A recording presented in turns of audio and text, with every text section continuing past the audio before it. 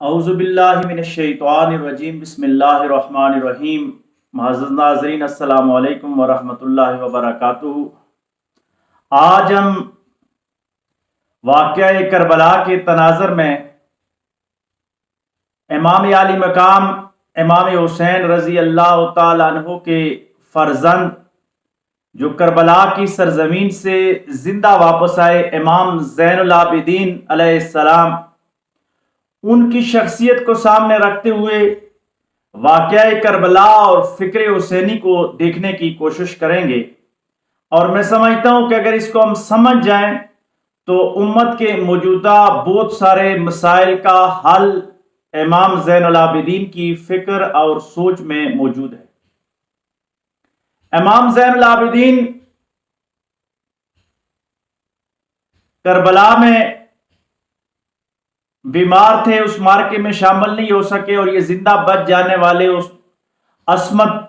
سے بھرپور خواتین، وہ خواتین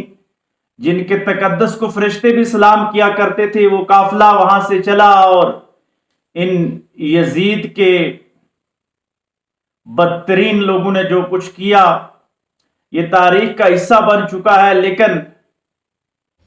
ہم اس طرف آتے ہیں کہ امام زین العابدین علیہ السلام کا قافلہ جب مدینہ شریف پہنچا تو مدینہ میں آ کے امام زین العابدین علیہ السلام اگر چاہتے تو وہاں پر وہ دوبارہ سے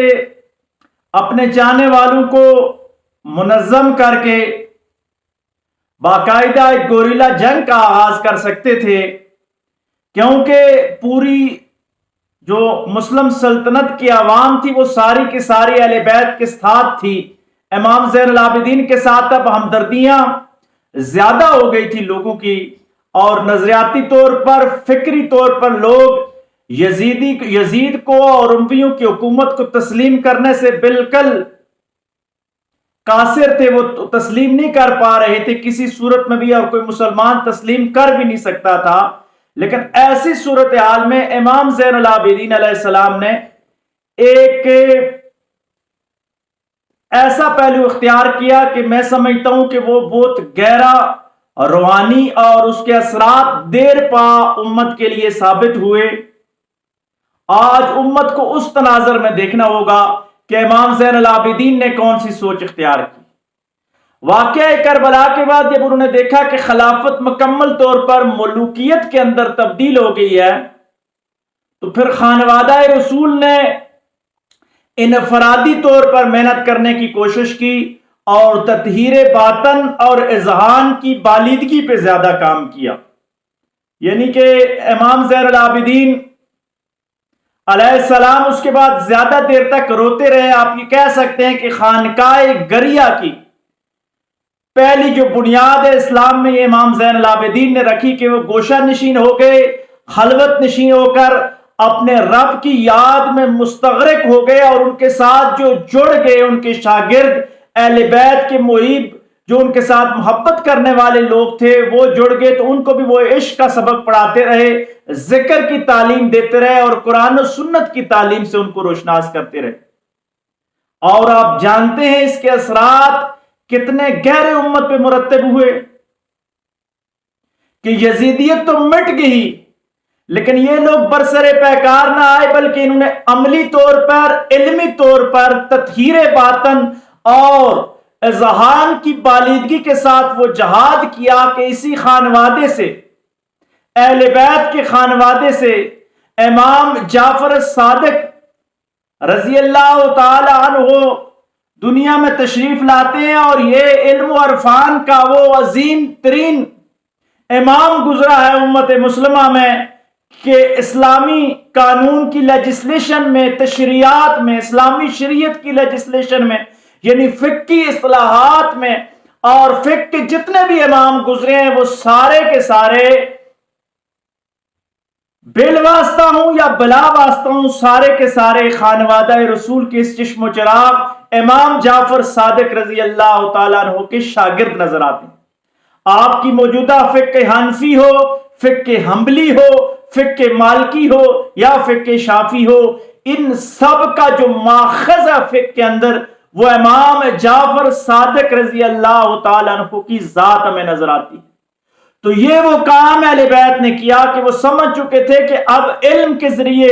فکر کے ذریعے، تدبر کے ذریعے امت کی نشاط ثانیہ کا کام ہوگا، اور امت کو جو کربلا کی صورت میں ایک زخم عظیم لگ چکا ہے، اس زخم پہ مرہم رکھنے کی ضرورت ہے، اور وہ مرہم اللہ کے ذکر سے، اللہ کے عرفان سے، رسول اللہ صلی اللہ علیہ وآلہ وسلم کی محبت سے، علم کے موتیوں سے، اور قرآن کے سمجھنے اور قرآن کی علاوت اور قرآن کی تلاوت کے ذریعے یہ جو زخم امت کو لگ چکا ہے کربلا کی صورت میں، یہ دوبارہ اس کی مرہم رکھ کے یہ زخم ٹھیک ہونے کی کوشش وہ کرتے رہے۔ لیکن یہ ایسا زخم ہے کہ اس کے درد 14 صدیاں گزرنے کے باوجود بھی ہے، اور صبح قیامت تک امت اس درد کو اور اس کرب کو محسوس کرتی رہے گی۔ سچا مسلمان جو ہے وہ کربلا کے دکھ کو ہر وقت محسوس کرتا رہے گا۔ ان محسوسات سے اگر وہ پاک ہے تو پھر اس کا ایمان مکمل نہیں ہو سکتا۔ لیکن اس کے ساتھ ساتھ ہمیں امام زین العابدین کی سوچ کو لے کے چلنا ہوگا، ہمیں تطہیر باطن پہ کام کرنا ہوگا، اذہان کی بالیدگی پہ کام کرنا ہوگا۔ کیوں کہ جتنی بھی خیر کی تحریکیں، یاد رکھیے گا اسلامی تاریخ کی روشنی میں یہ بات کہہ رہا ہوں کہ واقعہ کربلا کے بعد اب روئے زمین پہ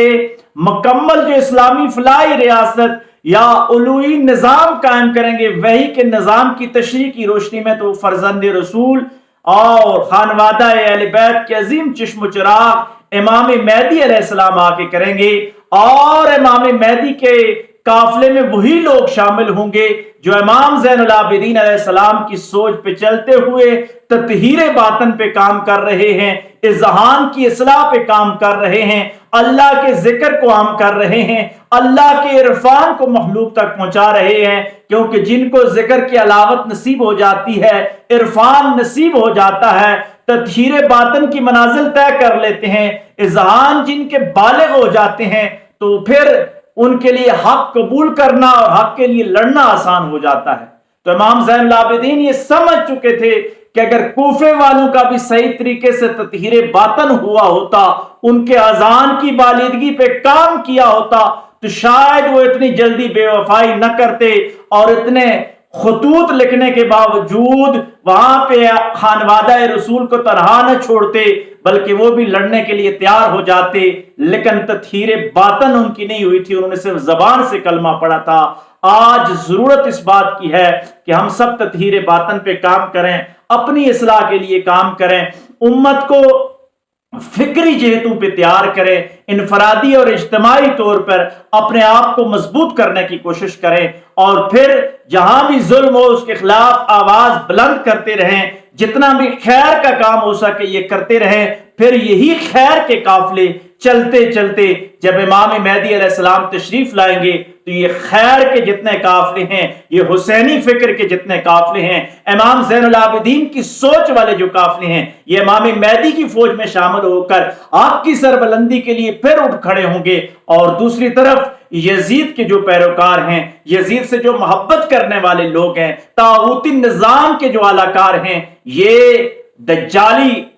فتنے کے ساتھ کھڑے ہوں گے، یہ امام مہدی کے لشکر میں نہیں ہوں گے۔ اگر ہمیں امام مہدی علیہ السلام کے لشکر میں شامل ہو کر جنت کے راستے کی طرف جانا ہے تو ہمیں امام زین العابدین کی اس گریہ والی خانقاہ کے ساتھ اپنا تعلق قائم کرنا ہوگا۔ یہ پہلی خانقاہ جو ہے امام زین العابدین نے اسلامی تاریخ میں بنائی، اور پھر یہاں سے صوفی ازم کے ذریعے مسلمانوں کی نشاط ثانیہ کا کام شروع ہو گیا، اور یہ اتنا مضبوط اور منتظم کام تھا کہ اس خانقاہی نظام نے دنیا کے چاروں براعظموں میں لا الہ الا اللہ محمد رسول اللہ کو پہنچا دیا۔ انہوں نے دین کو سفینوں سے نکال کر، کیونکہ سفینوں سے تو نکل چکا تھا کربلا میں، انہوں نے سینوں کے اندر ڈالنے کی کوشش کی، اور اس حد تک کامیاب ہو گئے کہ ہندوستان کے بت خانوں میں بھی توحید کی صدائیں بلند ہو گئی، افریقہ کے ان بیابانوں میں بھی اللہ اکبر کی صدائیں بلند ہو گئی، یورپ کے کلیساؤں میں بھی لا الہ الا اللہ محمد رسول اللہ کا سرمدی نغمہ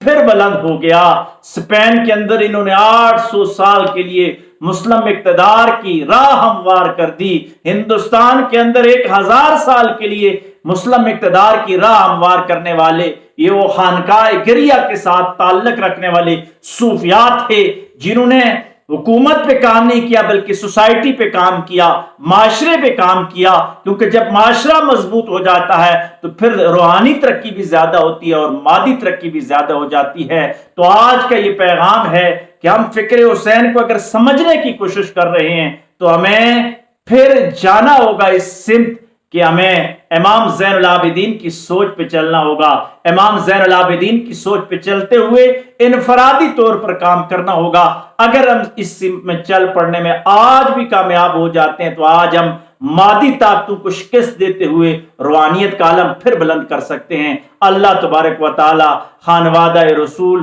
صلی اللہ علیہ وآلہ وسلم کی عظیم قربانیوں کے صدقے ہمیں آقا علیہ الصلوۃ والسلام کا اسوہ حسنہ اپنانے کی توفیق عطا فرمائے اور جنت میں اہل بیت